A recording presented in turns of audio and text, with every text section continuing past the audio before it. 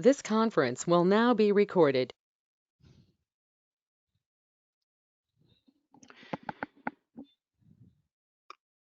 All right, I think can start. So Sure.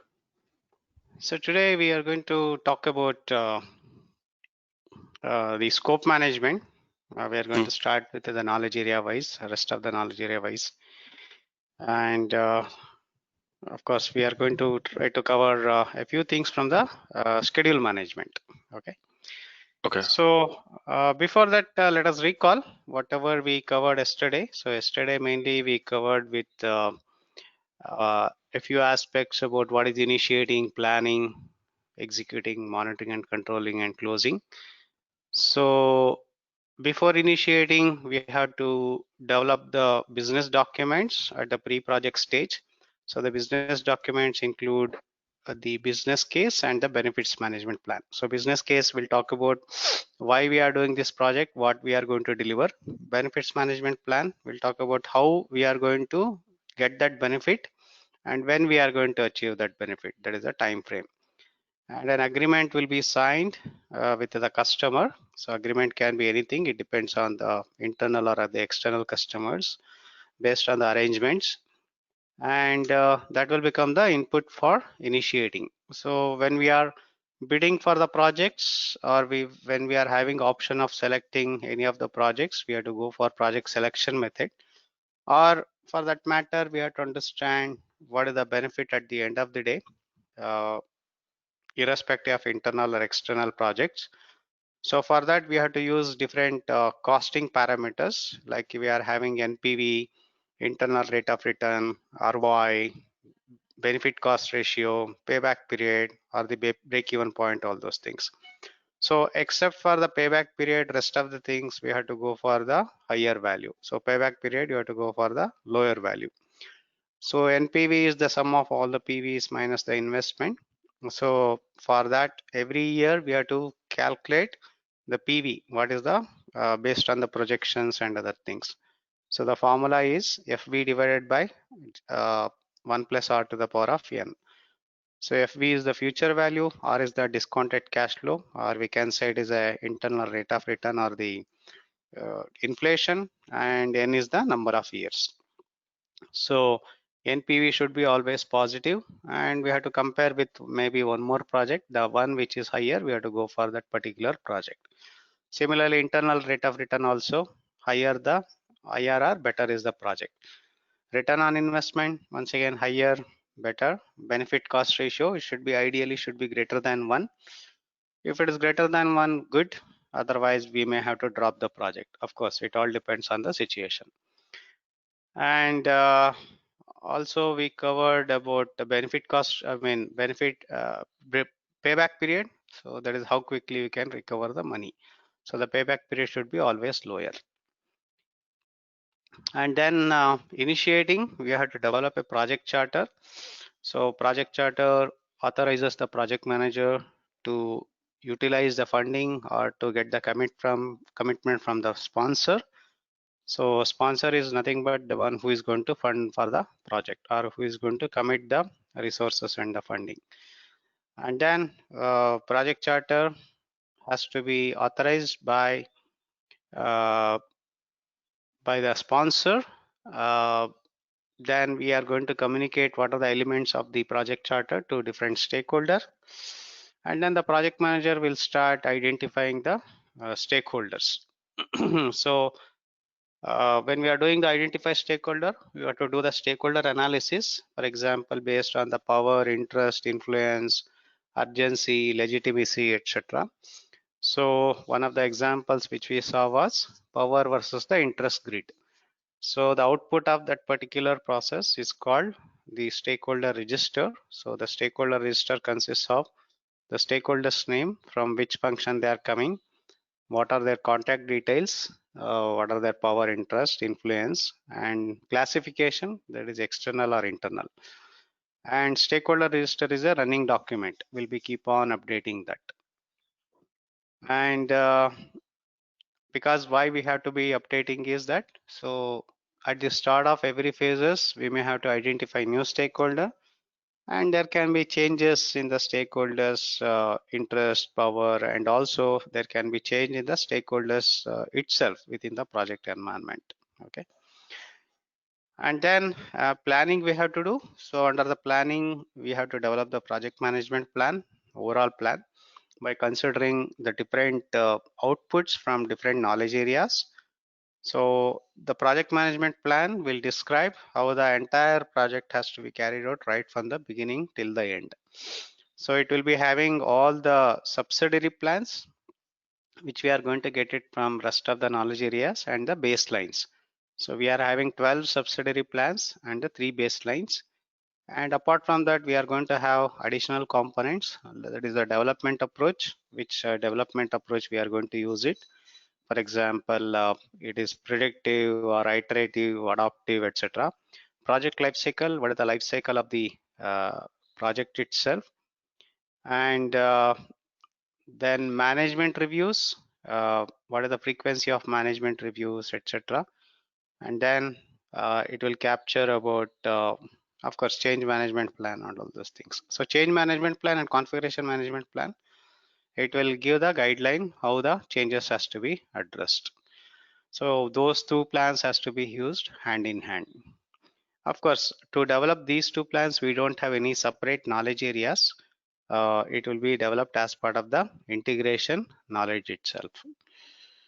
And then execution is basically the implementation of the plan to get the deliverables. So deliverables can be final product, or they may be interim deliverables. It can be a document, it can be a report, it can be a drawing, it can be a piece of software code, etc.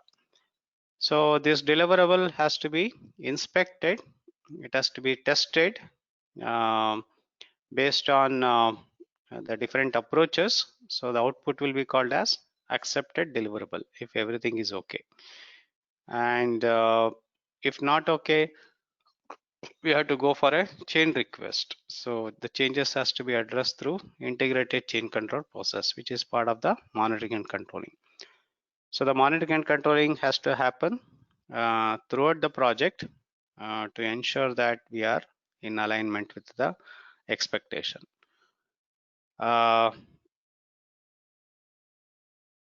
Then we are having a closing. So closing is basically, it has to be carried out not only at the end of the project, but also at the end of every phases of the project, because at the end of every phase we may be having some deliverables which has to be handed over maybe, and also we have to decide whether it is good to continue the project or not. And also the important thing is lessons learned. At the end of every closing phase, we may be having some lessons which may be used for the subsequent phases of the same project, or if, of course, eventually it can be used as a future project repository. So in this way, the 5 domains are carried out, and it has to be carried out for every phases of the project. So coming back to the number of percentage of questions which we already mentioned, initiating is having 13%, planning is having 24%, and then execution 31%, monitoring and control 25% of the questions, and closing 7% of the questions. So in this way, the 5 domains are captured. So then we started with the integration. So integration is a high level work that will be carried out in the beginning of the project. So as the things are getting clearer, so we are going to combine everything, and we are going to have the detailing from rest of the knowledge areas. So the project manager has to carry the integration. This knowledge area can't be delegated to any of the other specialists. Okay. So integration is basically a balancing act. For example, when we are carrying the in between the project, there can be some challenges, there can be some hurdles. So the project manager has to balance everything based on the situation.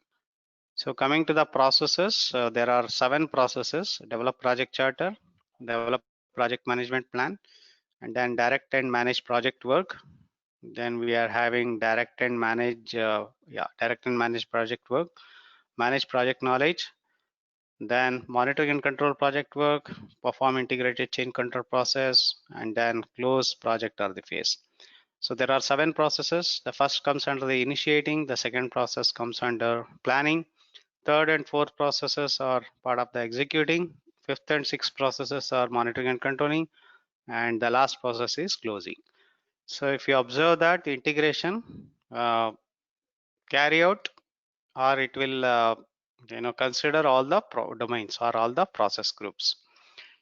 So whereas rest of the knowledge areas will not cover all the domains or all the process groups.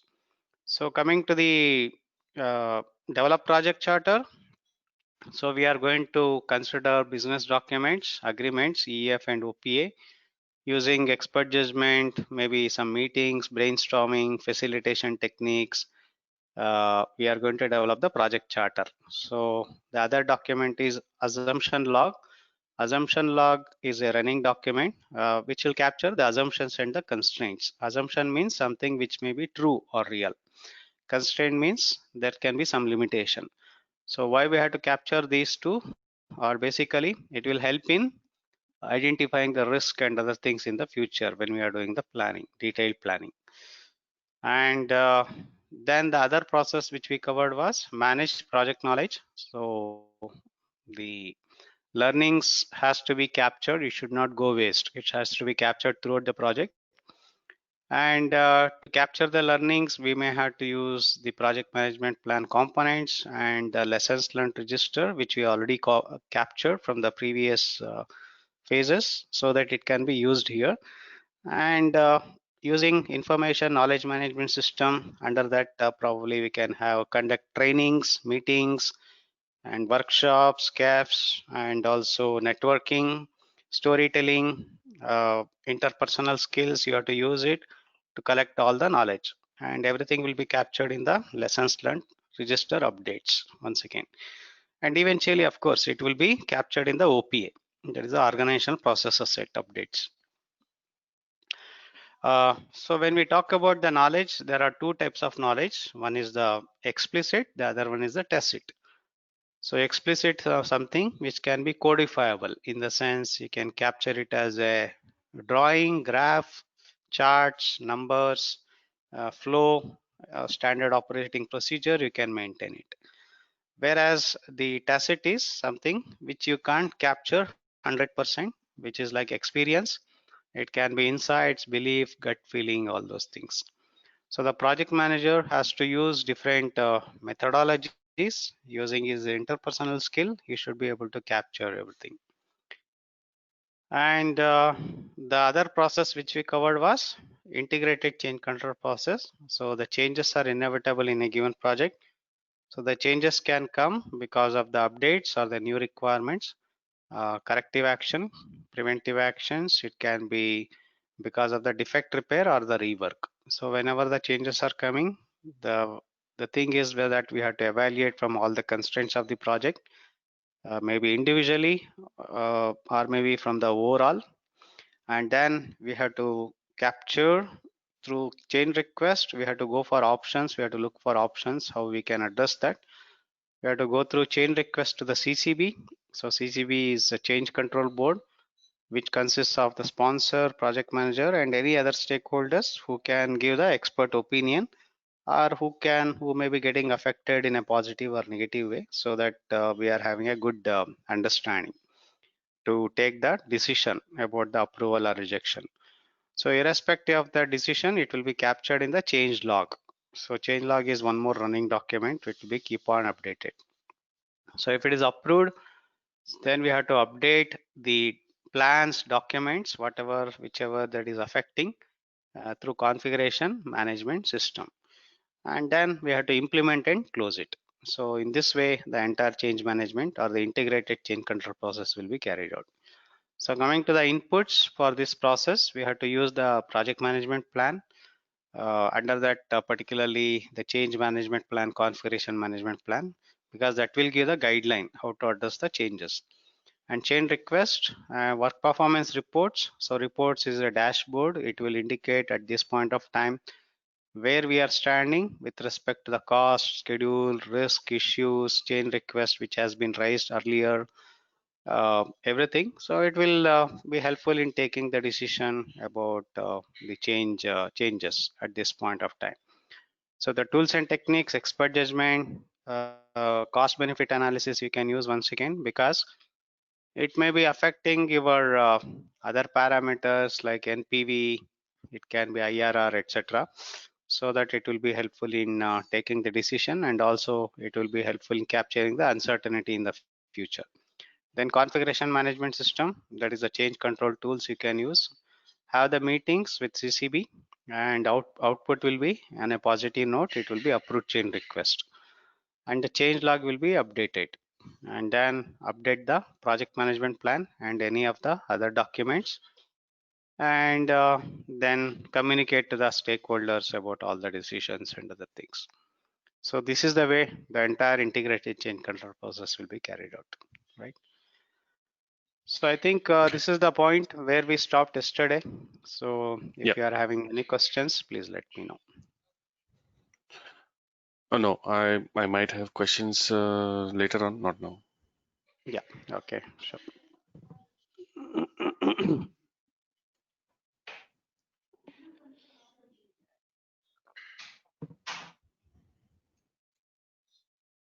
Okay, so the next lesson which we are going to talk about is the scope management.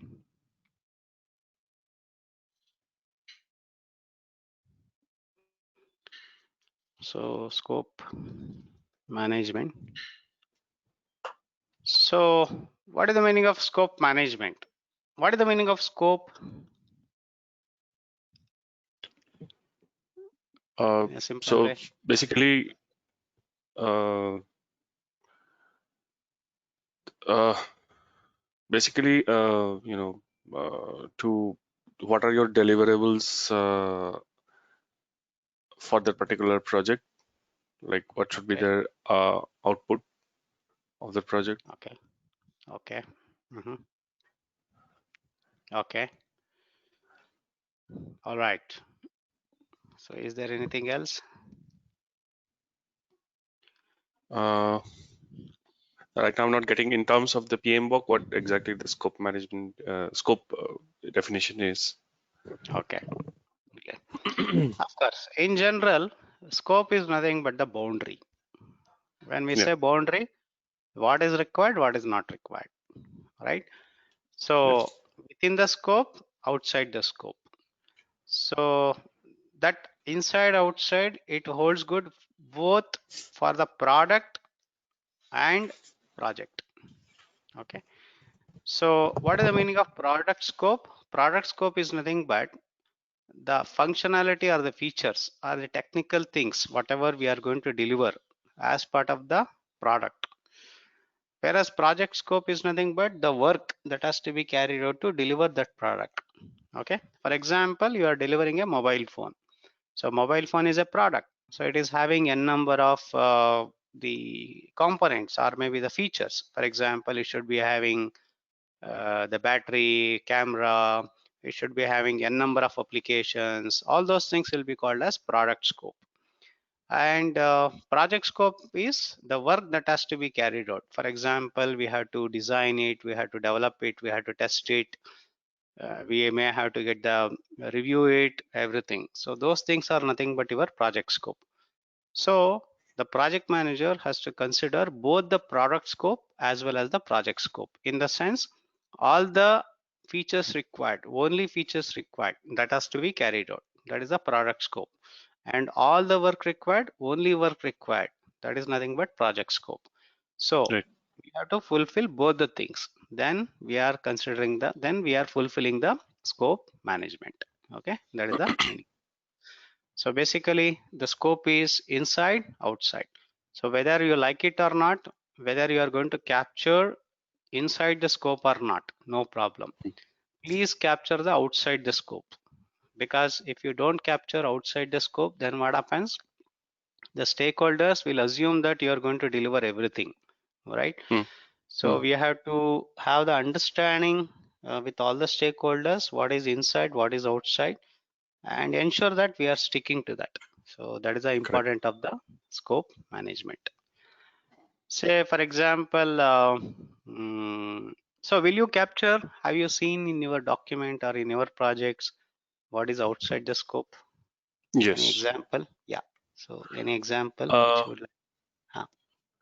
so sometimes what happens, depending on the contract, let's say, so scope will also sometimes include the delivery of the finished product to this, let's say, site, right?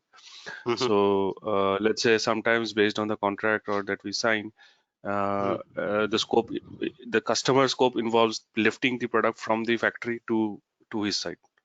If it Yeah. is not in our scope, we'll exclusively mention that it is FOB. I mean, delivery is not in our scope. Delivery is in the customer scope.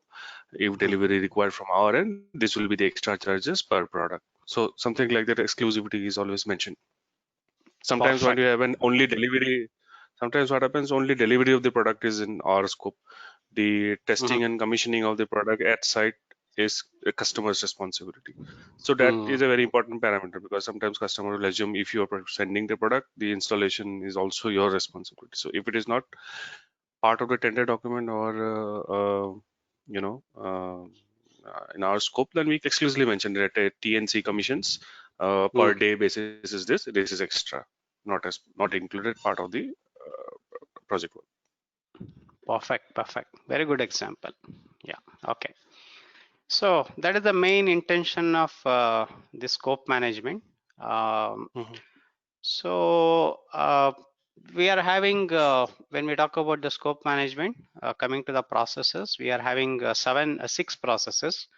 The first is plan, scope management, and then we are having collect requirements, and then we are having define scope, create WBS, work breakdown structure, then validate scope, and then control scope. Okay, so these are Okay. the six processes we are having. So plan scope management comes under the planning, and then we are having collect requirements is also part of the planning, then define scope planning, create WBS planning, and this is part of the monitoring and controlling. Okay, and then this is also part of the monitoring and controlling. Okay. So in this way we are having six processes. The first four comes under the planning, the last two processes comes under the monitoring and controlling. So the plan scope management will capture how the rest of the processes has to be carried out. So plan scope management process will give the guideline how to carry the rest of the processes within the scope management knowledge area. And the output of this particular process are requirements management plan and the scope management plan. So basically Okay. these plan, as we said, it will give the how parameter, that is the guideline. So these subsidiary plan will not capture what. For example, requirements management plan will not capture what is the requirement or what are the requirements. Scope management plan will not capture what is the scope of the work. No, it will not capture. Basically, those things will be captured in the baseline, which we are going to get it from the create WBS. Okay, and this protocol holds good for all the rest of the knowledge areas. So, in the sense, Okay. for example, if you know the entire matrix of the PMBoK, that is about your process group, processes and knowledge area mapping. So the first planning process of every knowledge area, right from scope management till the stakeholder management, the first planning process always delivers the respective subsidiary plan. For example, plans schedule management process will deliver the schedule management plan. Similarly, plan cost management process will deliver the cost management plan. Plan risk management process will deliver the risk management plan. So these subsidiary plans will give the guideline about how to carry the rest of the processes within the same knowledge area. Okay. Uh, Mhm. so that is about plan scope management. Of course, I am going to elaborate that as we move on. And the next process is about collect requirements. So you have to use different techniques. So the outputs are requirement documentation and the traceability matrix. And once we collect the requirements, we may not be able to deliver all the requirements. So we have to define the boundary. What is required, what is not required. So that will be taken care by define scope. So the output will be scope statement, project scope statement. And then this project scope statement, it is very difficult to manage at a higher level. So what we have to do is we have to break down that one into smaller component. So that is called create WBS. So create WBS is breaking down the component into smaller component, work breakdown structure. So the output of this particular process is called scope baseline. So scope baseline is a approved version of the project management plan. And then validate scope. Validate scope is the formalizing the acceptance of the deliverable. Then the last process is called control scope. So control scope is we are going to ensure that we are within the boundary so that we are not deviating from the scope of the work. So in this way, the 6 processes are being carried out. Okay. I'm going to Okay. elaborate all these processes in detail with some of the tools, techniques, etc. Okay. Yeah. So before that, let us understand a few other terminologies. Okay. See, there is a Yeah. tendency in the given project, the people will be keep on adding the work without going through the change management, or whatever the changes which has been rejected, still some people will be keep on implementing those things also, which are not supposed to be. So do you know what is the terminology that is used for this kind of condition? Come again, sir. Sorry. Okay. Yeah. So there is a tendency in the given project, the people will be carrying the scope of the work, or maybe give keep on changing the things without going through the change management process. Say for Mm, example, mm, the customer will ask for a new requirements in between the project. So what the team does, correct. so ideally what we have to do, we have to evaluate, we have to get the approval from the CCB. After approval only, we have to implement it. We have to raise it as a chain request. Everything will happen. All these protocols or the processes will not be followed. Without that, simply we are Mm, going to implement it. And mm, over a period of time, if you try to trace back, we don't know what are the changes which you have done. Okay, so for this, there is a terminology for this kind of activity. So what we call it as? Any idea? no. Okay. Have you heard about scope creep? You might be aware. Yes. Yes. Yeah. Yeah. Yeah. So scope creep is basically uncontrolled changes. Okay, we'll call it as uncontrolled Scope creep. changes. Yes. Yeah. Yes. Yes. Okay. So you know creep plants, right? It will be keep on growing without any direction, without Control. any control. The same way, Right. the within the scope within the project also, people will be keep on adding the work without going through the proper change management process. Okay, which is very dangerous. And there is one more terminology. Customer is asking for something, we are going to implement all those things, and on top of that we are going to deliver extra things also, just to impress the customer, just to exceed the customer expectation. So what we call it as? No, I don't remember now. Say for example, customer is going to ask for 10 requirements for a product, so we are going to implement all those things, and we are going to implement extra things also, just to get more business in the future, or maybe just to exceed the customer expectation, etc. Okay. So we'll call it as gold plating. Yeah. Okay. Yeah. So gold plating is basically delivering extra things. Okay.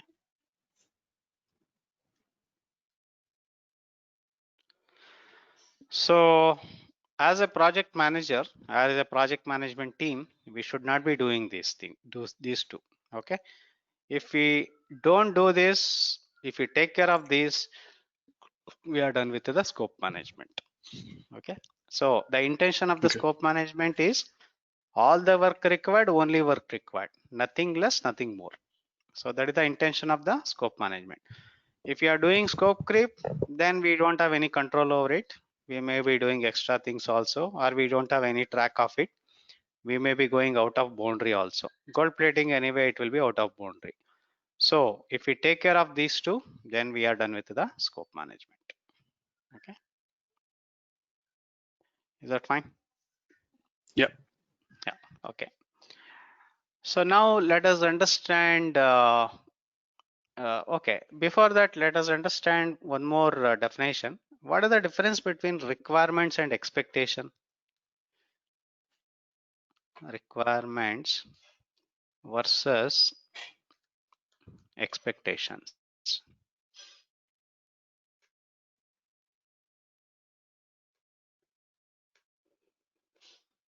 So the requirements is basically for the particular product or project. What are the bare minimum features or everything that is required? Say Mhm. let's say as per the a specification given to us. Mhm. Expectations may be something that customer is not defined, but he says, okay, can you give me this also? Can you give me that feature also? Okay, okay, okay. So which one will be clearly mentioned or outlined? Requirements or the expectation? Requirements. Yeah, perfect. So requirements are basically stated one. Okay. Whereas Mhm, expectations are unstated one. In the sense we can say this is implicit. So customer will not say. So but we have to assume that it has to be implemented. Okay. In the mhm, sense, for example, load performance of a product, right? mhm, mhm, Or it can be maybe early delivery. So sometimes they will expect, right? So mhm, what we have to do is, as a project manager, we have to ask 100 questions after the requirements are delivered. It has been specified. Then we have to ask, we have to have interaction with the customer very frequently. So this is what we are going to deliver. This is what we are not going to deliver. So then we'll be able to set the expectations also. Okay. mhm, So sometimes the expectations also has to be converted into requirements. Okay. For example, I'm going to develop a website for a customer. So he is going to clearly outline the requirements. Let us say how many pages should be there, how the login should be happening, for example, whether it should be through your password or maybe through OTPs or maybe linking through other social media. What should be the color of the website? What should be the font size? Everything they may be, uh, you know, uh, uh, describing about the requirements. These are all stated one. Those are all explicitly documented. But he is not going to mention how quickly the website has to open. That is the performance and how many logins we should be able to take care. So they will not be mentioning all those things. They will assume that everyone can log in at the same time. But we have to understand where it will be hosted, what is the platform, all right? So you should not crash. So everything we should understand that. So for that, what we have to do? We have to ask the questions, and based on that, they'll be able to say, okay. And based on that, it may change your cost and the timeline also. So in this way, the expectations has to be understood. Okay. mhm, mhm. Yeah. So that is the important thing. Okay. Okay. So that is the fundamental difference between requirements and expectation. So any questions here or any clarification? No. Okay, so let us understand the first planning process, plan scope management. So what is the meaning of plan scope management? It is basically, it will describe how the rest of the things has to be carried out, how the rest of the processes within the scope management knowledge area has to be carried out. For example, how to collect the requirements, what are the techniques to be used, and how to maintain the requirements, how the priorities of the requirements has to be captured, who is going to maintain those prioritization of the requirements, and how the changes has to be addressed through the change management or the configuration management for the requirements. So everything has to be captured. And then similarly, how the scope has to be defined, who is going to maintain the scope, and also if any changes will happen to the scope, how it will be managed through your integrated change control process, how the scope has to be validated or accepted by the stakeholders. So all those guidelines will be captured in the scope management plan. So basically the plan scope management will give the guideline how to carry the rest of the processes, okay, within Okay. the scope management knowledge area. So coming to the inputs, so it will be having the project charter is one of the inputs, because you might have captured high level scope, high level requirements, etc. That will be helpful in elaborating how the rest of the processes has to be carried out. And you may be having some of the components of the project management plan. For example, you can consider the development approaches, so that will be helpful in whether the scope has to be captured uh, throughout the, I mean, upfront every we know about that, or we have to go in a iterative approach, for example. Okay. And then we have to consider maybe EF and OPA. That is a common thing. Yeah. All right. And then coming to the techniques, you can use once again expert judgment as a common technique, and then judgment, and then you can use the other things like uh, you can use meetings, okay, and then you can do the data analysis techniques. Okay, what is the best way to produce the scope of the work? Those are all your tool set techniques. So the outputs are basically, one is the scope management plan, and then we are having requirements management plan. Okay, so the scope management plan and requirements management plan will give the guideline how to carry the rest of the things within the scope management knowledge area. Okay, so I'm going to show one of the templates how the project management plan looks like. That may be Yeah. helpful.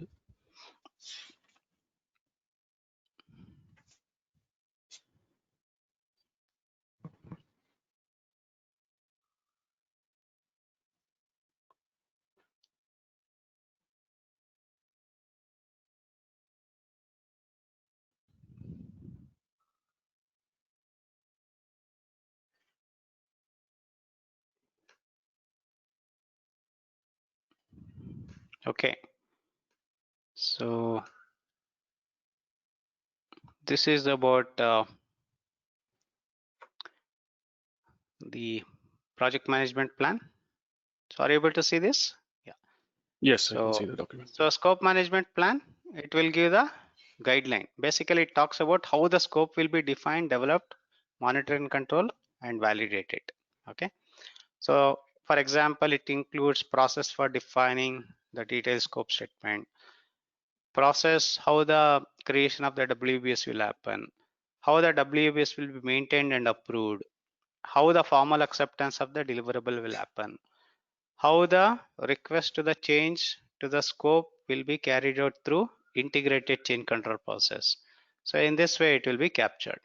Similarly, requirements management plan will capture how the requirements will be planned, how the changes to the product will be uh, initiated through configuration management system, all right, and how the prioritization of the requirements will happen, and how the product metrics will be used, and how the traceability matrix will work. Traceability matrix is basically the mapping of different requirements against different section of different document and the test cases, which I am going to cover as we move on. Okay. Okay, so basically let us understand one thing.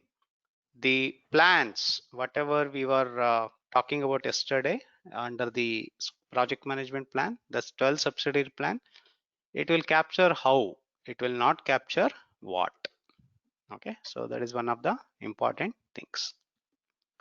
Is that fine? Yeah. Okay. Okay, so now going back to our the notes.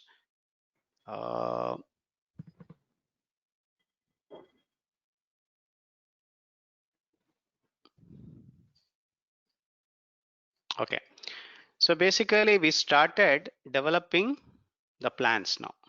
Okay, so we know that the project management plan consists of all these components. So now what we are going to do is we are going to, whatever the plans which we are going to get it, we are going to start highlighting them. Okay, Okay. so Okay. that uh, so that all the components we got it at the end of the day. I mean, Okay. once we complete all the knowledge area. So now we got requirements management plan and the scope management plan. So I will make it as green. Okay. Okay. Yeah. Is that okay? So we Yeah. got these two documents. That is the requirements management plan and the scope management plan. And also let us assume that development approach, project life cycle, we already know. Management reviews also we know. And change management plan and configuration management plan also we know how to address the changes and other things, because we don't have any exclusive process which will capture uh, how the change management plan has to be developed and the configuration management plan has to be developed. So that is part of the integration itself. So let us Mhm. assume that we have developed all these components. Okay, so from rest of the knowledge areas, whatever we are getting, we are going to keep on marking it as green. Is Mhm. that fine? Yeah. Yeah. Okay. So this is about the plan scope management process. So any questions? No. Okay. So the next process is about collect requirements. That is the next process we can say. So this is the first process. So the next is collect requirements. So collect requirements is a process which will help in understanding, capturing all the requirements, and it should be documented somewhere. So that is the use of this particular process called collect requirements. Okay. So typically how we are going to collect the requirements? What are the ways? Uh, so basically, sometimes, of course, there is a specification document, sometimes discussions like having meetings with customers to understand Mhm. uh, the uh, the this one the what is his expectations from uh, the product or services that he wants from us. Mhm. Mostly, yeah, mostly these are the two main approaches for us. Okay. Okay. Great. Okay. So we can relate to whatever the techniques you are using. One is about the documentation analysis. The other one is maybe through meetings, brainstorming, maybe interview, etc. Right? So these are Okay. the ways. So now let us elaborate some more techniques. Now to collect the requirements, obviously something has to be input. So what are the inputs? One is the project charter once again. So these components definitely it will come as an input, because the project charter you might have collected the high level requirements. So that will be helpful in elaborating the detailed requirements. Project management plan, it will be having the scope management plan and the requirements management plan, which we got it from the previous process. Previous Okay, process. because that will give the guideline how to collect the requirements. You might have mentioned exclusively how the requirements has to be captured, where it has to be captured, and how it should be collected. You may be having some techniques and other things. EF and OPA we have to understand. Basically, what are the external factors or maybe the constraints that may be applicable to collect the requirements. And OPA based on the historical data, lessons learned from the previous project, that will be become an input to you. And coming to the tools and techniques, We can use, for example, some of the things I'm going to mention. Interview you can use. That will be helpful in collecting the requirements from the customers. It will be like a voice of the Mhm. customers, right? Mhm. Then you can use brainstorming. So brainstorming is basically uh, generating the ideas. So one idea will generate one more idea. So that can be one of the ways to collect the requirements. Then you can use prototype.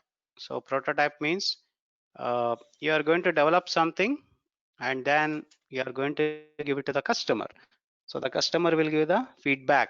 So the early feedback will be helpful in elaborating the requirements. And then you can use the, um, for example, you can use a technique called mind mapping. Okay, have you heard about mind mapping? Yeah. Yeah. So mind mapping is basically, for example,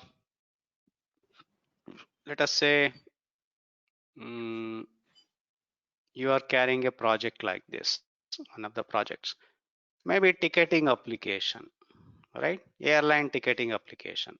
Okay. So to develop this application, what are the requirements we have to have? Or maybe uh, when this application will be given to the end users uh, as a as an application. So what are the things they will be able to see that? So how they can book the ticket? For example, we have to have the uh, passenger details, correct?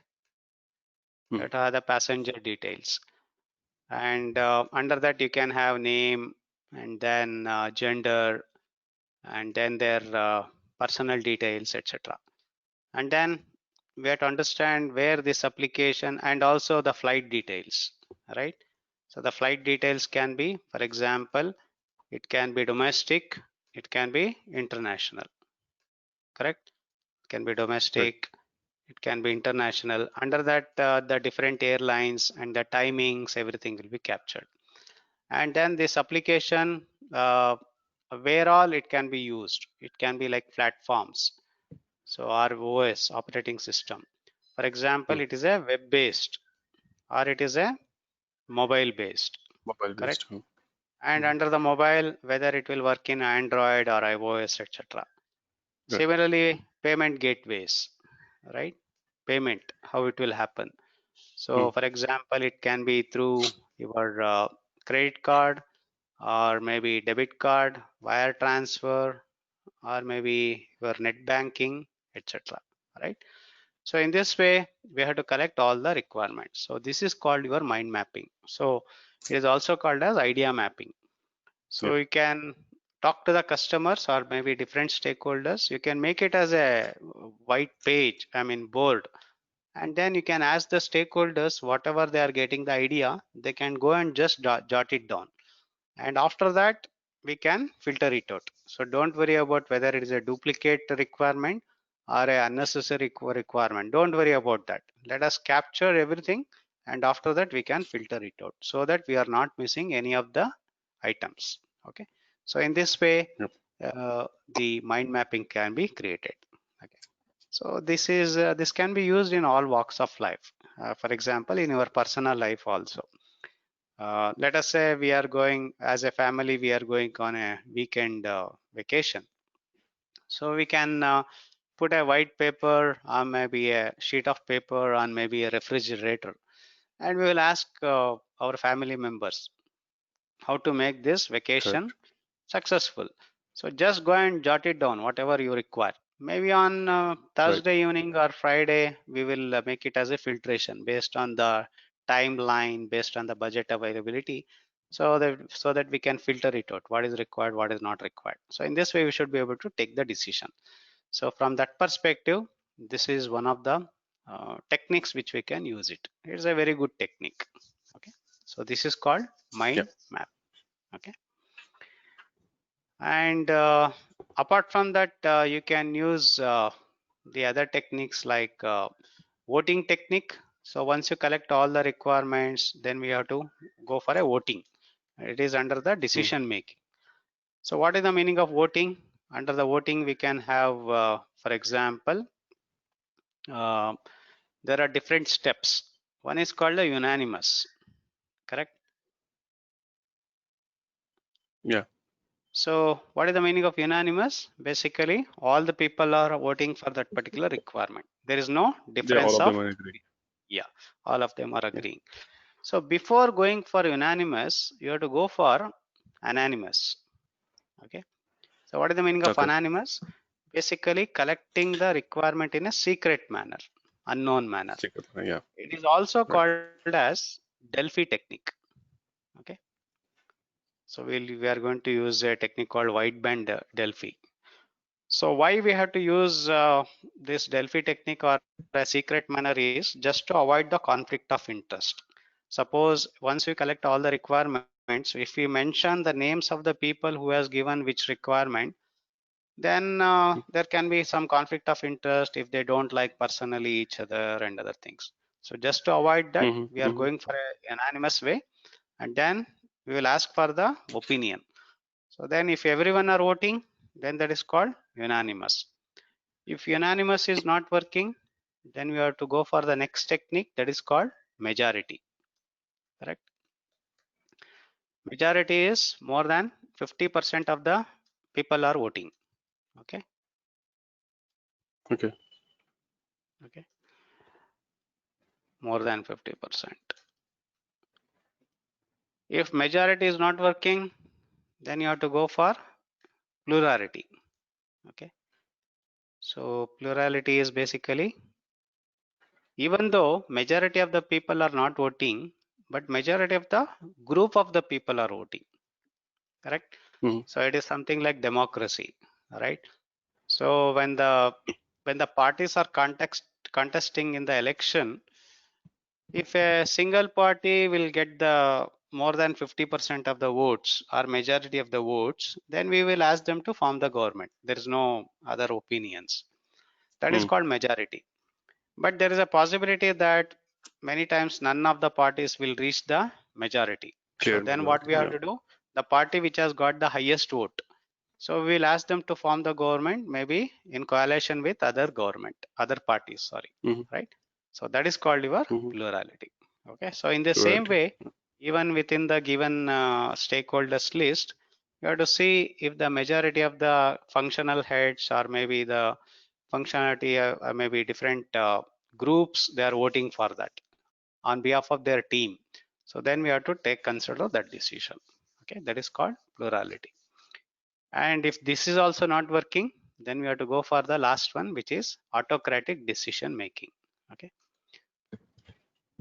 So autocratic decision making is basically forcing, or it's something like dictatorship, right? So whether we like it or not, we Okay. have to do it. So in this way, the different voting techniques can be used. Okay. And apart from that, you can do the documentation analysis. Like as you said, you can analyze your technical specification documents, or maybe the business case, or any of the other previous documents which are existing within the organization, so that you should be able to extract a lot of requirements. Okay, so these are some of the Mm-hmm. techniques that can be used. So once you collect all the requirements, you have to capture somewhere. So the outputs are basically, one is the requirements documentation, and the other one is requirements traceability matrix. Okay. So the requirement documentation, basically it consists of all the requirements. Now what are the requirements? Typically we are going to collect like technical requirements, functional, non-functional, quality requirement, business requirement, safety requirement, transition requirement, training requirements, maybe stakeholders requirement, project requirements. You have to collect all the requirements. So that will be captured in the requirement documentation. And then traceability matrix. So traceability matrix is basically the mapping of different requirements against different section of different document. For example, you are going to collect a requirement, and then against that, which are the test cases which has to be executed, so that we'll be able to understand the status, so where we are proceeding. And also this document will be helpful in understanding how the requirements are progressing right from the beginning till the end of the project. So from that perspective, this one of the documents can be used, that is called requirement traceability matrix. Okay. Okay. So Okay. are you using by chance? I mean, no, I don't think so. Are you Yes, using? we do. Oh, you are using. So we are using in the sense not like uh, so for certain scope of work we Uh-huh. uh, let's say like an escalation metrics or something like that. So in Uh-huh. that case we use it like who we for that particular work who we need to reach out to for the particular Mm. task. If somebody is not responding, then what's the next level of this one? What's the kind of turnaround time for that? So yeah, in Mhm. that aspect, to some extent, we are using that. Okay. But that is more of a escalation matrix. Typically, that will come under the communication plan. Okay. Okay. So I will give you an example how it will work out. So probably I will open an Excel sheet. I'm going to show that.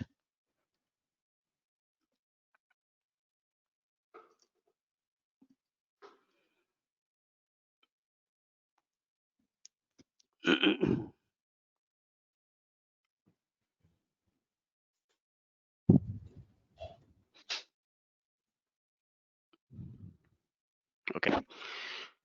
So let us say this is the, I will say ID, and then requirements, uh, description. Okay. And let us say this may be a design document or maybe a drawing.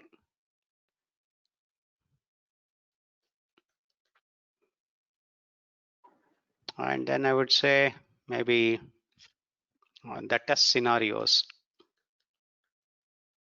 like this, and then maybe status. So this is just an example. This is a simple one. So how it will work is, let me make it as a bigger one.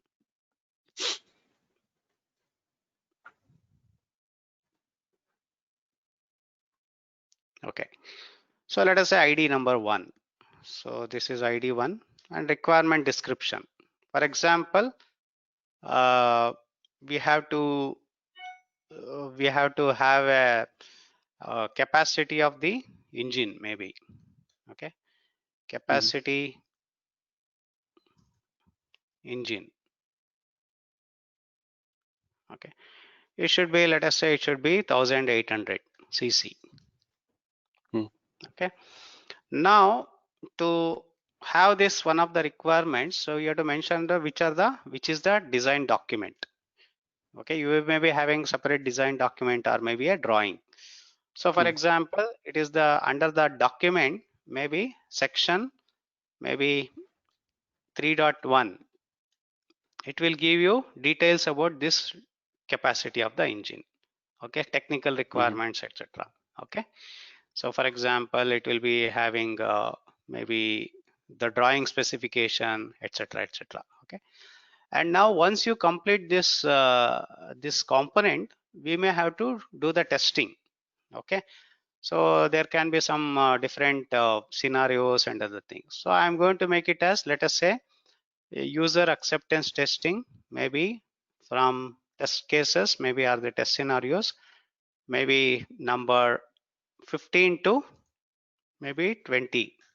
Okay, so what happens Okay. is that once you complete this requirement, probably you are going to show it to the stakeholders or maybe the final customer, and he is going to test all these uh, scenarios 15 to 20.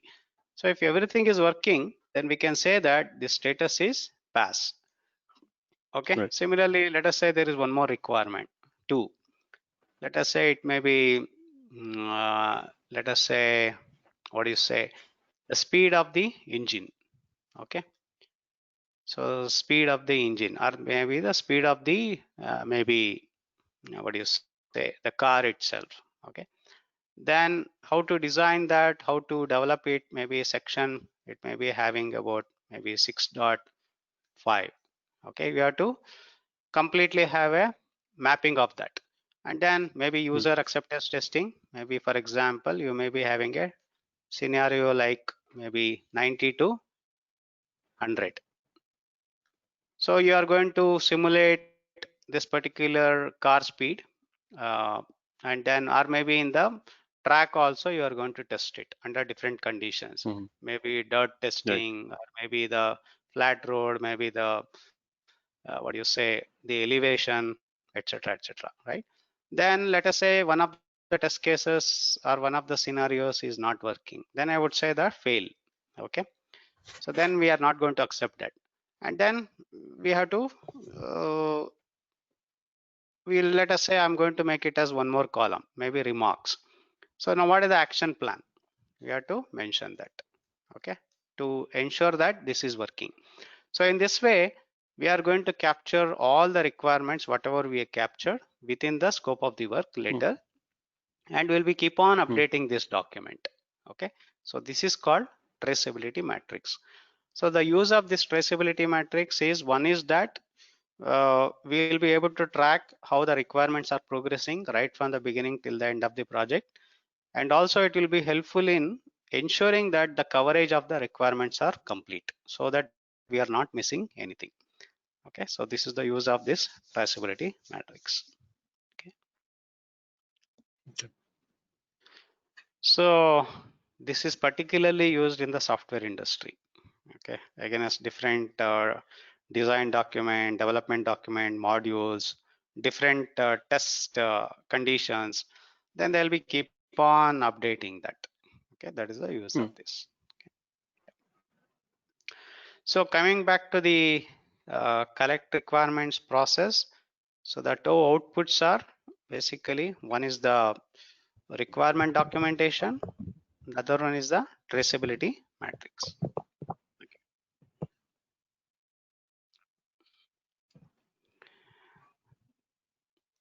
So any questions here? no. Okay. So the next process is about define scope. So define scope is basically, once we collect the requirements, we have to understand what is required, what is not required. Okay, so we have to make the boundary. So for that purpose, this particular process will be used. So coming to the define scope process, so the project charter, once again, it will be one of the inputs, and then you may have to consider the project management plan. As usual, it will give the guideline, requirements management plan, the scope management plan, and also you have to consider requirement documentation, okay, as one of the inputs, because now we have to uh, understand the requirement documentation, whatever we collected, right, from the previous process, that will become the boundary now. Okay, based on Mm, that we should be mm, able to filter it out. That is why. Okay, and the other the techniques whatever we have to use is, one is the product analysis.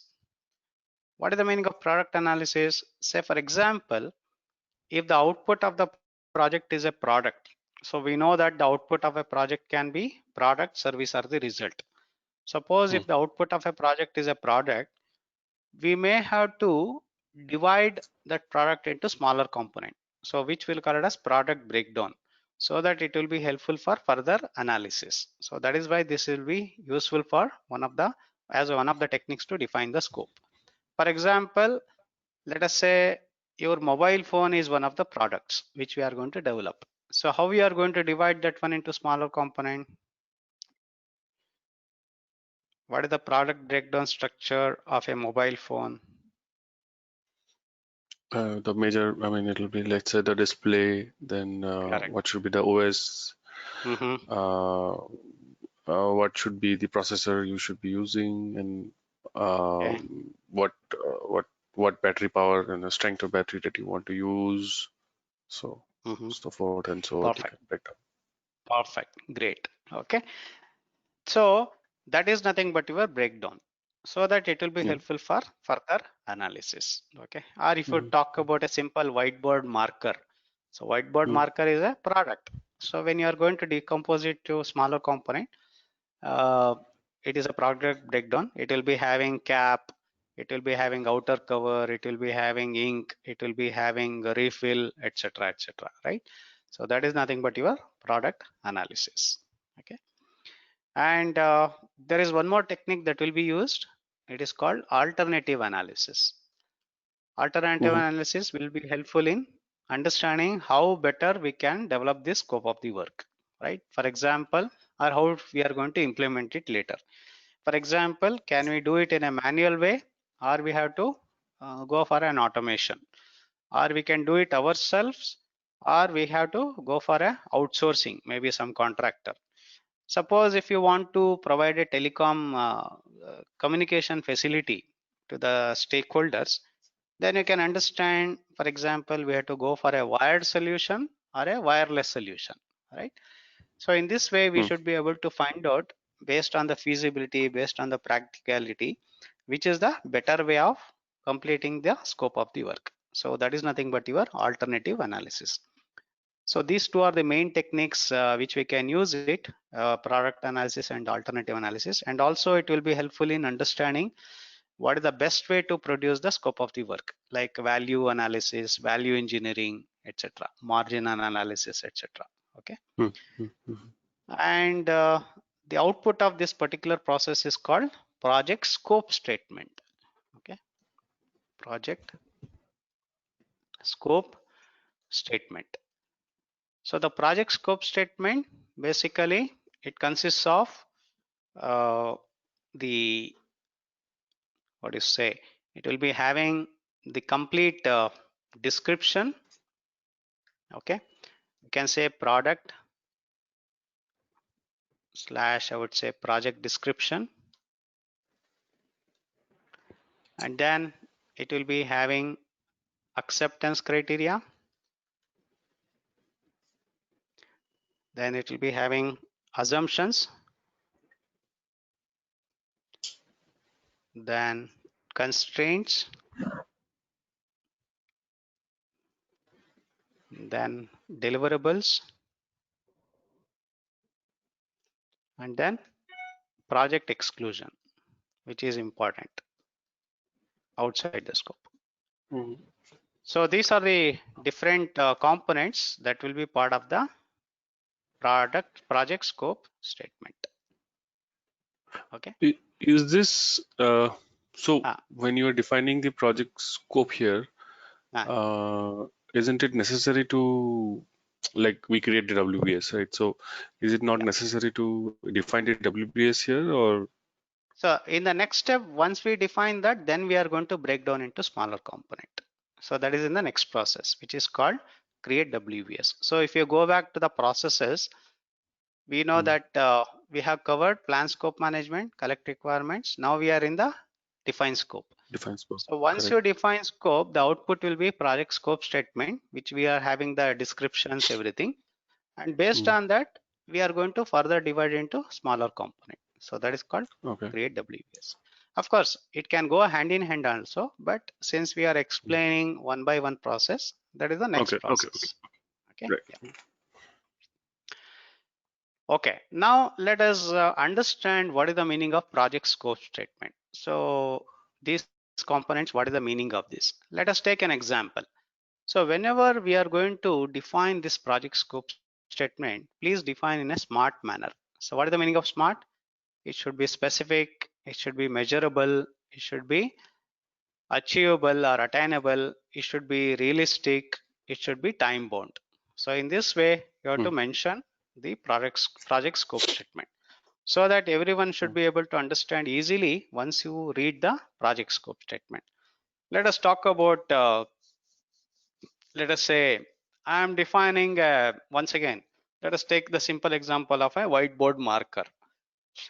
So I'm going to develop a product called whiteboard marker as part of this project. So what is the product description? How you are going to write? You should be in a measurable way. So any example, how you are going to write the project description for the whiteboard marker? Let's say what should be the first overall dimensions of the whiteboard marker, Perfect. length, the Mm-hmm. uh, this one, let's say the color of Mm-hmm. the outer body, Mm-hmm. uh, and then what else? Uh, color of the ink that you want to use, black, blue, Mm-hmm. whatever. Okay. Great. Great. Yeah, And that is the meaning of that. Okay. So for example, I want a whiteboard marker which should be length of 10 centimeter, 1.5 centimeter dia. It should be blue in color, right? And which can write on the whiteboard, right? Which can last for about 2 hours on continuous writing, where I Mhm, should be able to produce about 1 million pieces per hour, and the pricing of every marker should be maybe $1, right? So like mhm, this, and to mhm, produce mhm. about 10 million marker, I need 1 week time, something like that. Okay, so that is a Right. product description. Acceptance criteria. Acceptance criteria, probably you can mention like a sampling technique. So my requirement is about 10 million pieces. Out of that, I'm going to test only about maybe about 1,000 pieces. If 1,000 pieces are working, then I would say that I'm going to accept all the 10 million pieces, right? So that may be the acceptance criteria as per the customer requirement, okay, or as per the agreement which you have signed. Assumption. What is the meaning of assumption? Something which may be true. For example, to produce all the 10 million pieces, I am going to get the raw material on time. The vendor is going to deliver everything on time. The technology will be available on time. Those are all assumptions. Then constraint. Constraint may be, for example, time may be the constraint, because the customer may be asking for the 10 million pieces within 1 week. So probably that may be a limitation. So you can capture in the constraint so that it will be helpful in further identifying the risk or maybe elaborating the risk factors. And then deliverable. What is the meaning of deliverables? What we are going to provide as a output. For example, marker itself is a deliverable. Along with that, we may be producing some test report, and also we may be providing all these materials maybe through your gift box, like that. Okay. Mhm. And then project exclusion, which is very important. So what we can write as part of this project? What is the project exclusion? What may be the exclusion? Uh, I mean, let's say we are only supposed to give the whiteboard marker, not supply extra ink or refill for those markers. It's out of the project exclusion. If you need, let's say, that will be the extra cost for that. Perfect, perfect.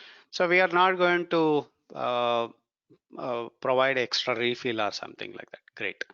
Mm, And other than that, you can mention, for example, this marker will not work in a temperature where it is minus 25 degrees Celsius, or it is right, not right. for fit for you know it is not a permanent marker, like that, right? Okay. So you have to clearly define it so that people will be able to educate it. The customers or the stakeholders are educated with that. Okay. Mm, So in this way, try mhm. to elaborate the project scope statement. Okay. So this is one of the important output as far as the defined scope is concerned. Yeah. So any Okay. questions? No. Okay. So just to recall, whatever the processes, first is plan scope management, where we captured how the rest of the things has to be carried out within the scope management knowledge area. And then we have collected the requirements from the stakeholders using different techniques. And output of that particular process was requirement documentation and the requirement traceability matrix. And then we have defined the scope. That is, we have elaborated the requirements, or maybe we have captured what is not required, what is not required. So that is to get an output called project scope statement. So the project scope statement consists of all these points, whatever you're able to see. Okay. So the next process is about create WBS. So we can say, so create WBS. WBS means work breakdown structure. Okay.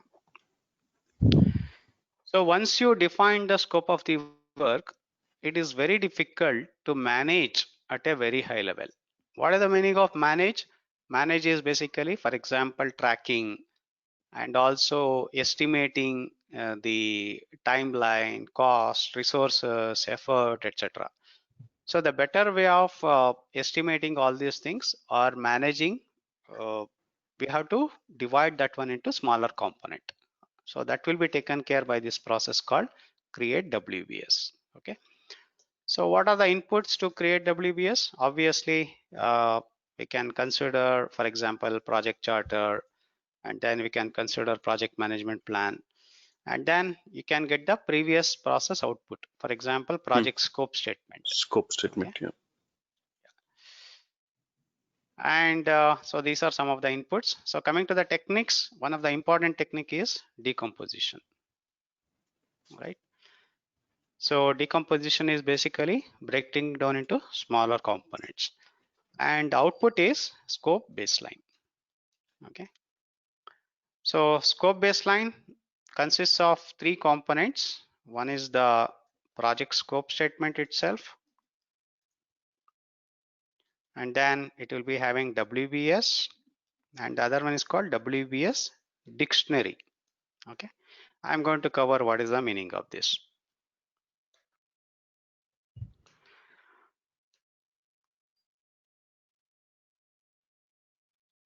Okay. So what is the meaning of decomposition? So decomposition is basically breaking down into smaller component. Okay. For example, let us say this is a project.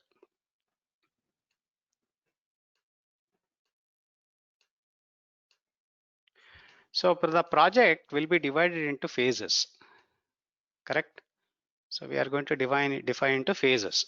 So let us talk about maybe a construction project. Simple example. Okay, one more example. Let us a different example. So when we talk about the project, construction of a home or maybe a building, what are the different phases? Maybe let us say government approval, all right? And then we may be having construction of a building, right? And then we may be having finishing, okay? And then maybe handing over like this, okay? Or maybe celebration, whatever it is, okay? Yeah. And now the government approval will be having further components. Maybe for example, water facility. And then you may be having electrical facility like this. Okay. Right. Okay. And then we are going to divide further into maybe water facility into, let us say for example, to make this connection happen, we have to have a meter connection. And then we may have to have, let us say, the pipeline like this.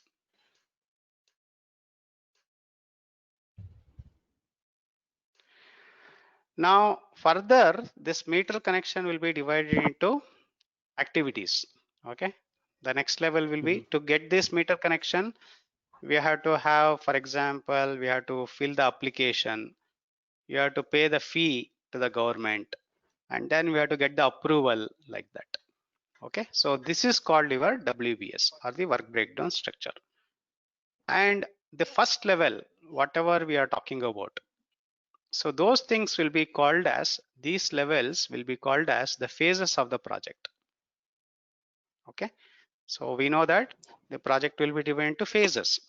So there is a life cycle of the project. And every phase is going to have some deliverable. Okay. Every phase is going to have some deliverable. So we'll be call it as deliverable, or it is also called as control account. What is the meaning of control account? I'm going to explain. Okay. And further, every control account or the deliverable to make it happen, we have to have a next level called work package. Okay, we are going to call it as work package. And further, the work package will be divided into activities. Okay, so this will be called as activities. Okay, now one of the important thing which we have to understand from this work breakdown structure is that we are not going to divide, when we are dividing into smaller component, not till the activities. We are going to divide till only the work package level. So the last Hmm. element of the WBS is called work package, not the activity level. Hmm. Activities will be taken care in the schedule management. Okay, so in the schedule management, we Okay. are having one of the processes called define activities. So what we are going to do is we are going to take this component work package, which is part of the scope baseline. Further, we are going to divide it into activity level. So that will be taken care in the schedule management. So here we are Right. going to divide only till the work package level. So this is one of the important point which you have to consider from the examination point of view. So the last element of the WBS is work package, not the activity level. We have to understand that. Okay. Yep. So this is the WBS is nothing but the hierarchical elements of the entire WBS structure. Okay. So now when you are going to divide this one, you can give the numbering also. Say for example, this is 1, this is 2, this is 3, and this one may be like 1.1. All right, this is 1.2, and this may be 1.1.1, and this is 1.1.2, and this is 1.1.1.1. Further, it will be divided in the schedule management. Yeah. So like this, we are going to divide it. This is called your WBS structure.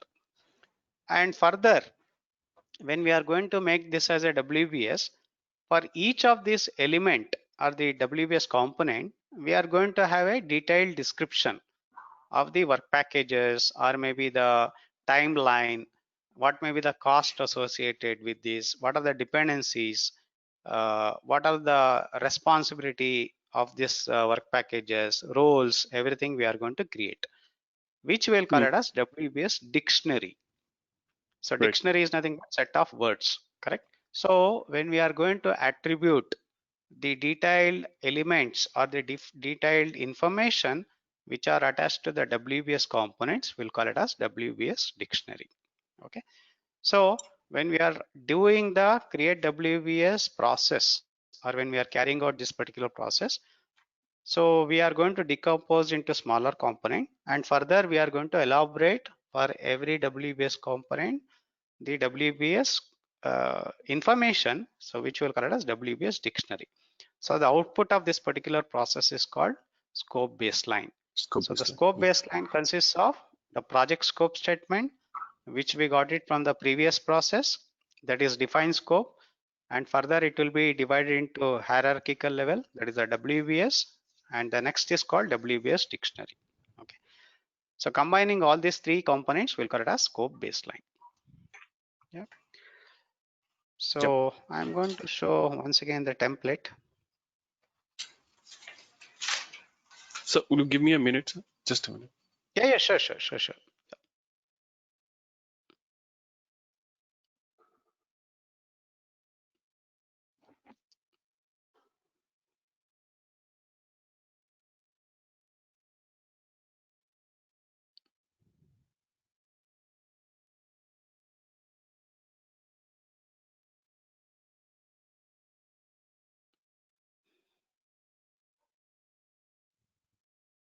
Yeah, I'm available. Yeah. So this is one of the examples of the WBS. Okay. So project, it will be divided into maybe phases or the deliverables, and then control account. Control account I'm going to cover in the cost management in a detailed way. Okay. And further it will be having the work packages. And the other one is about WBS dictionary, for example. So this is how it looks like. Okay. Okay. So for example, project title, date prepared, work package name, code of account, maybe numbering, description of this work package, assumptions, constraint, milestone. So all these components will be filled as we move on, okay, from the rest of the knowledge areas. Okay. Yeah. I can share these templates maybe just for reference, just to Yeah, sure. understand in future. Okay. Sure.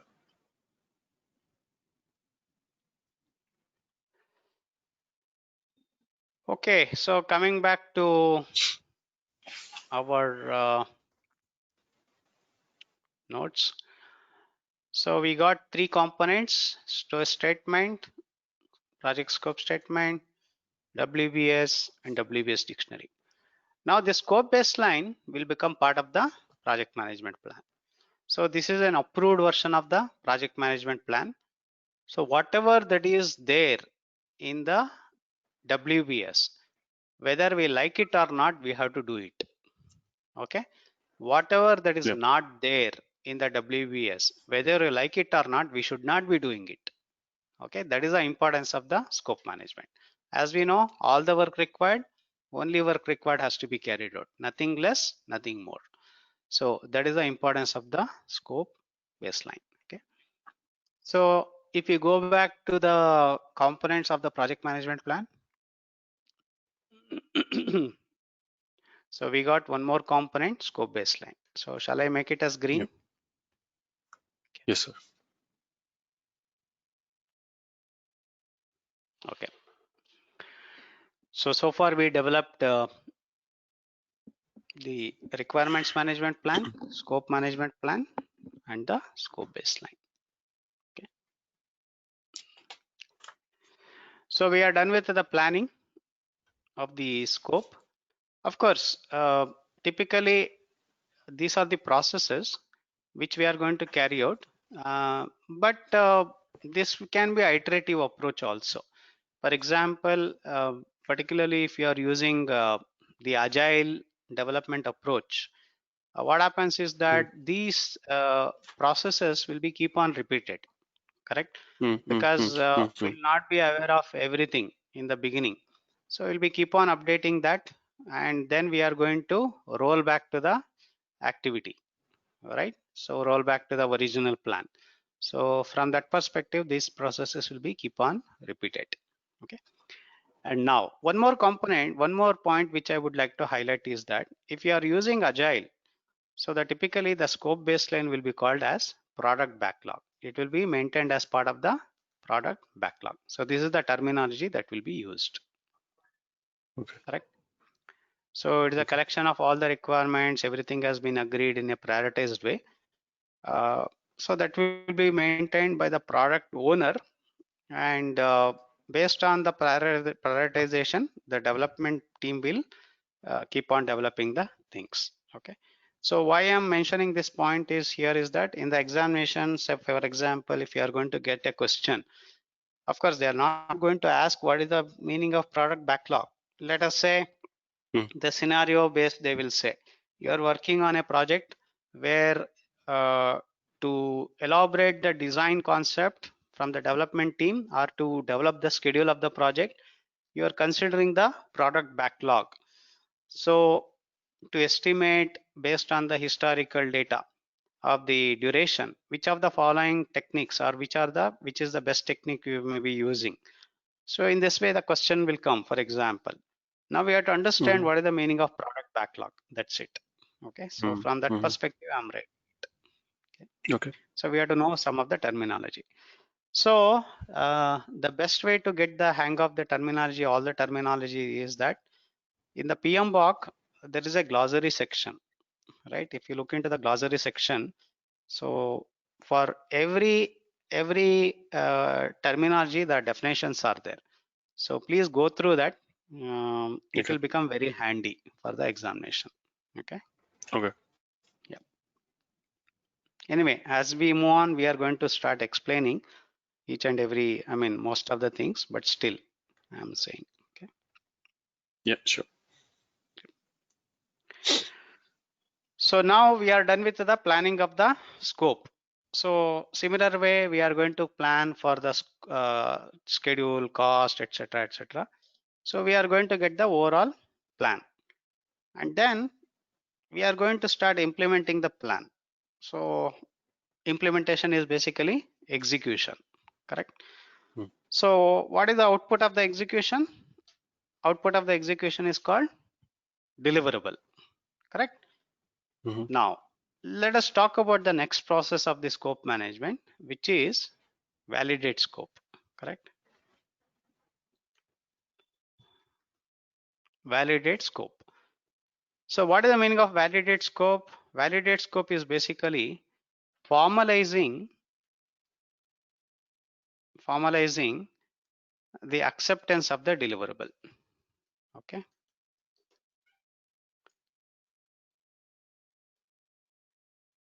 It is basically formalizing the acceptance of the deliverable. Okay. Now, who is going to accept this deliverable? It will be accepted by It's a customer customer, maybe customer, sponsor, all those people. sponsor. Yeah. Now, before calling the customer or the sponsor, what we have to do is we have to inspect it, we have to check it, we have to Mm. test it internally, correct? So Mm. that will be Mhm. taken care by a process called control quality. Okay, we are having a process called control quality. So control quality is like a internal inspection. So it will help in verifying the deliverables or to ensure the correctness of the deliverable.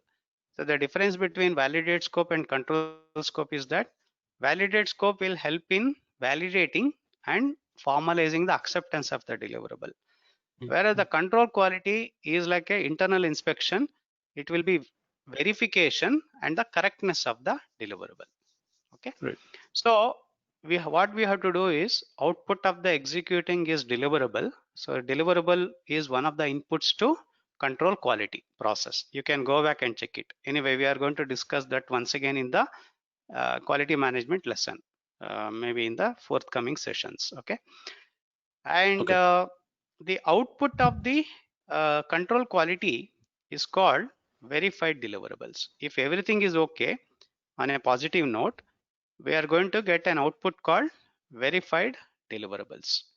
Now this verified deliverables will become the input for validate scope. Okay. So verified deliverables will become the input for the validate scope. So to carry this validate scope, what are the inputs? One is the project management plan you have to consider, and then you have to consider verified deliverables. Okay, which is the output of the control quality.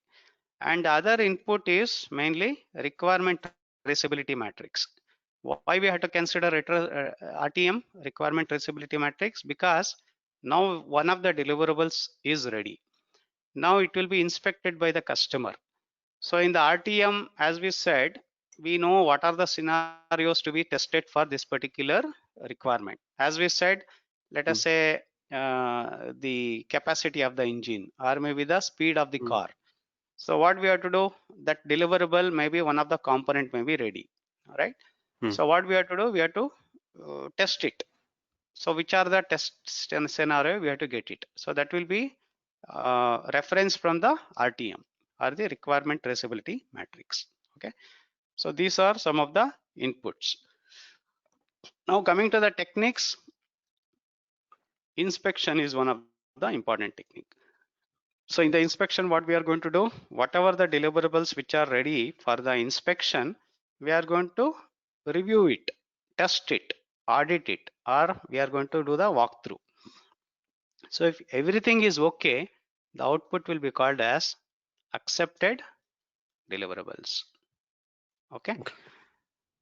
If everything is okay, we are going to get it as accepted deliverable. If not okay, then we are going for a change request. Okay. For example, some of the deliverables may not be okay. So then what we have to do? We have to go for change request. and the other output is work performance information, and work performance data will be one of the inputs. So we know that data will be as the raw data. For example, the data indicates what are the requirements which are ready for the inspection. Information will be whether it is working, not working, all the results can be captured there. Okay, so that it will be helpful for further action. Okay, so validate scope is part of the monitoring and controlling. It will help in formalizing the acceptance of the deliverable. Is that okay? Yeah. Yeah. So now this is one of the important point probably we have to understand even from the examination point of view. So the difference between validate scope and the control quality.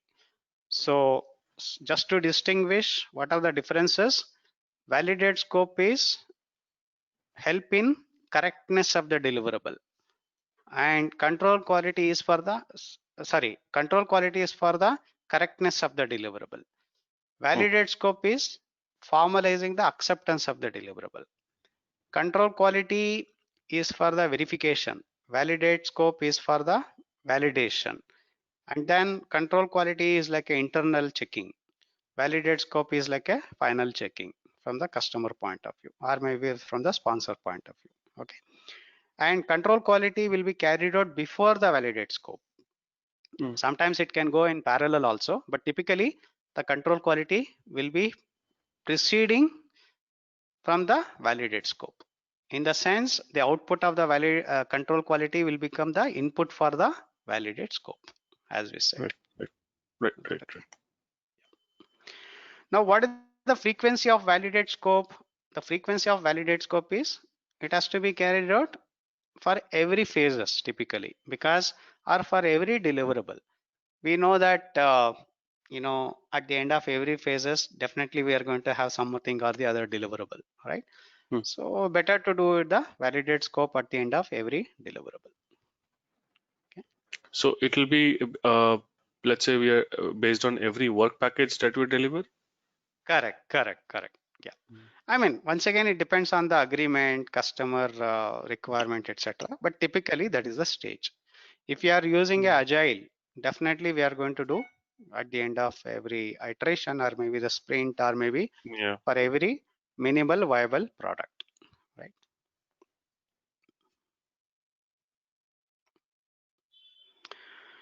Okay, any questions here? No. Okay. So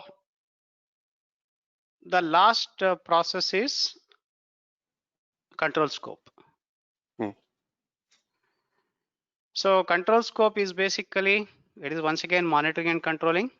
So the inputs are project management plan. Obviously against the plan, we have to ensure that we are within the boundary, because it is having the scope baseline, everything. And then we have to consider the work performance data, and then EF and OPA will be definitely there, okay, based on the historical inputs and other things. Okay. And then coming to the techniques, one of the techniques is called data analysis, which we'll call it as variance analysis. Okay. Say for example, if there is any deviation in the scope of the work, we have to understand, we have to do the root cause analysis, why we are varying from the, what is the variation which we have implemented, so that we should be able to go for corrective and preventive action. And the output will be, one is the work performance information. The data will be always converted into information. And then we are going to go for a change request if any deviation from the scope of the work which is required. And then we have to update the plan. So project plan, PMP, project management plan update, and then document updates. Okay. So basically, please understand, for all the control processes, that is control scope, control quality, control schedule, control what do you say, the resources, etc. These three components will be always an input. Project management plan, of course, some of the project documents also, and Work performance then data. work performance data and OPA will be always an input, and these four will be always common in output, because data will be converted to information, and if any deviation you have to go for change request, and then based on the change request approval we have to update the documents and the plan. Okay. Correct. Now what is the use of this control scope? Control scope will ensure that we are within the boundary, so that there is no scope creep, there is no gold plating. Okay, so if and also it will ensure that whatever the changes which we have raised, all these changes has been going through the integrated change control process, and only the approved changes has been implemented as part of the project. So this process will ensure that. Okay, so that is the main intention of the control scope. So control scope, I mean, one more point is that don't assume that the control scope has to be carried out only after the validate scope. Okay, so control scope is independent of the validate scope. In the sense, the control scope has to be carried out throughout the project. For example, you may be ensuring, you may be monitoring whether we are within the boundary or not, maybe every week. But whereas validate scope may happen once in a while as per the deliverable. Okay, for example, at the end of every phase, maybe doing the validate scope that may take over 2 months, 3 months, etc. But whereas control scope has to be carried out throughout the project. Okay. Okay, so this is about the entire scope management. So coming back to the examination, this control scope, I mean, mainly the scope management and the integrated change control process. So related to these things, many questions will come, because when we are doing the scope management, we have to use your integrated change control process parallelly, correct? So these two things are interrelated to each other. And the other important things are, please understand the techniques, tools and techniques, right? For example, they will say you are collecting the requirements in a given scenario. They will say you are collecting the requirements in a secret manner. So which of the techniques you are using? Then you have to go for Delphi technique, like that. Okay. Yeah. Okay.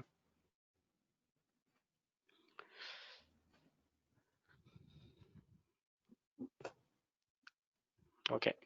Any questions? No. Okay. So based on this scope management, I am going to send you some of the sample questions. So attend those questions, and then we can discuss the answers in the next class. Okay. Is that okay? So that you'll be in touch with that. Yeah.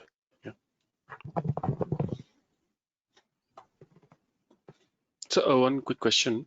The session recordings, which is very helpful because I can go through the notes and the whatever, because obviously everything is not captured in the note. The recordings are there for how can I download them, or I mean I have not tried. So so I will share that. I will share the link. I Did I got the share link yesterday? yesterday. Yeah, you got the link, right? Yesterday I one got. I got the link. You'll I be can able download to. them, right? Yes. Okay. You'll be able to download. Okay. If any problem, let me Thank know. you. Okay. If you're not able to download. Definitely. I will Sure. download it and I will share through some G drive or something like that. Okay. Okay. So one question out of this training scope, I was wondering. So when next year, like all of these PMP, like the current structure, it's going to change, right? 2021. So everything is, I mean, what I understand, what I read in the PMI website, the whole structure is going to change. It's not like they're adding or modifying something like previously they used to do. So how are things going to, I mean, from training perspective, from let's say certification perspective, let's say today we are doing in the old structure, tomorrow is this going to be valid, not valid? Yeah, so it is no, it is not like that. One second, can I take a minute? I will come back. Yeah, sure. One second. Yeah.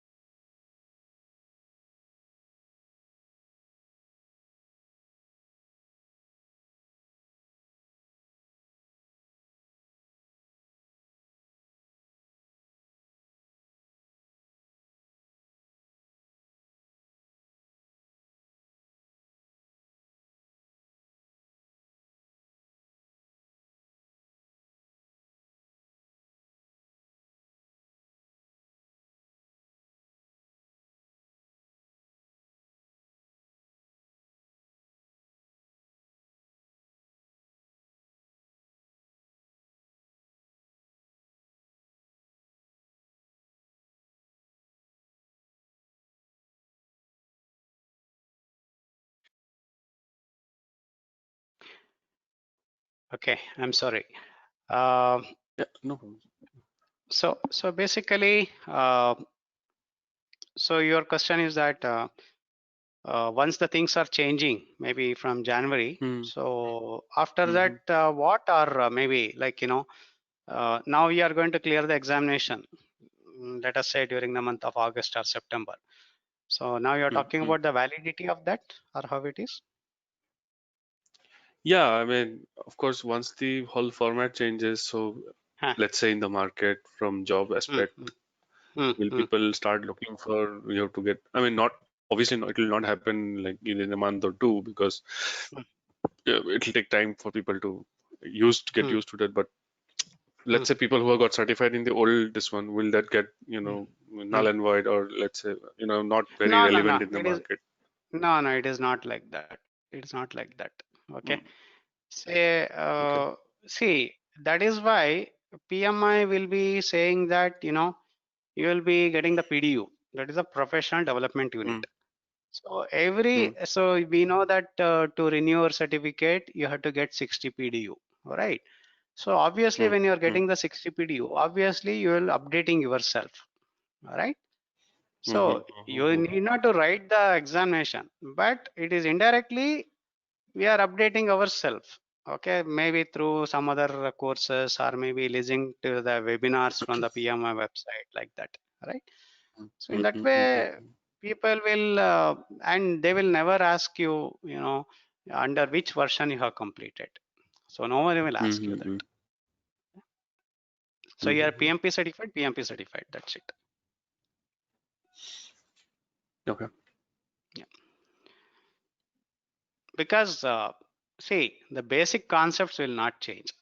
Even in the seventh Correct. edition, see, everything is going to remain same. Only some practices and other things which will change. But we are all doing that in a Okay.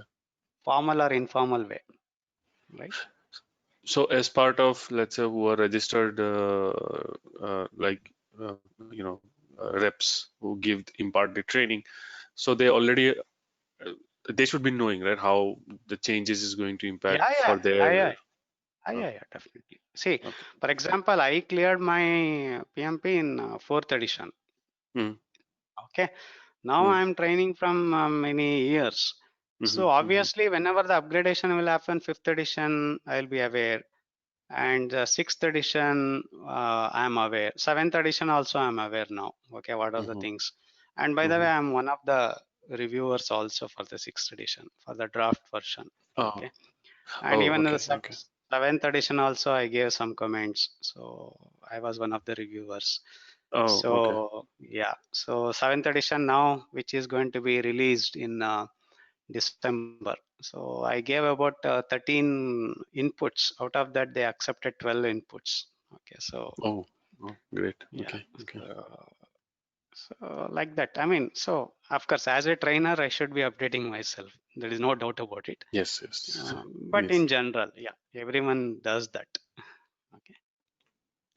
Okay, okay, sir. Okay. Thanks. Okay. So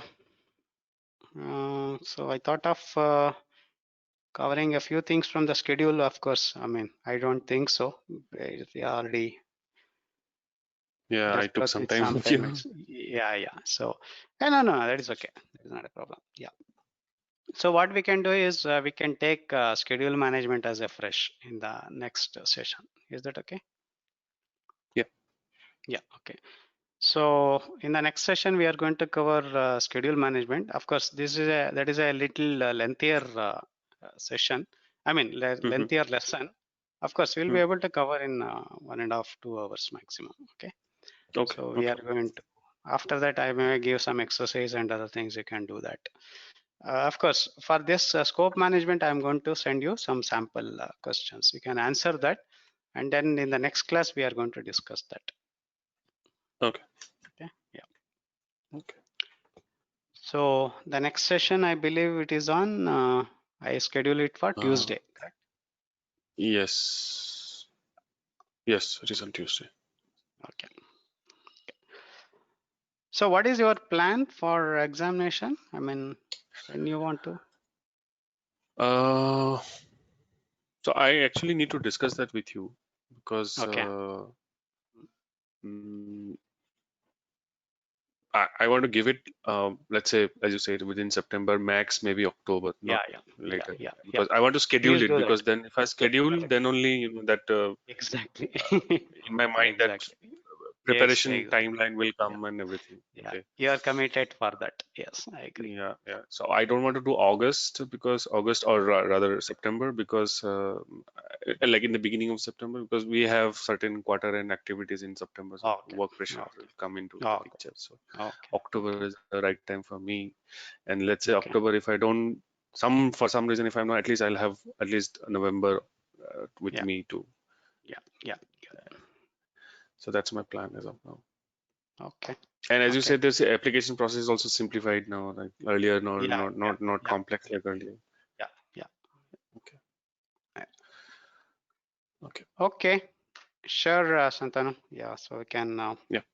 close today's session. So we'll Yeah. meet you So in the next session. Thank you so much. Have a Tuesday. Yeah. Thank good you, sir. day. Have a Yeah. nice You too, sir. weekend. Yeah. Thank you. Yeah. Same to you, sir. Thank you, sir. Thank you. Yeah. Bye.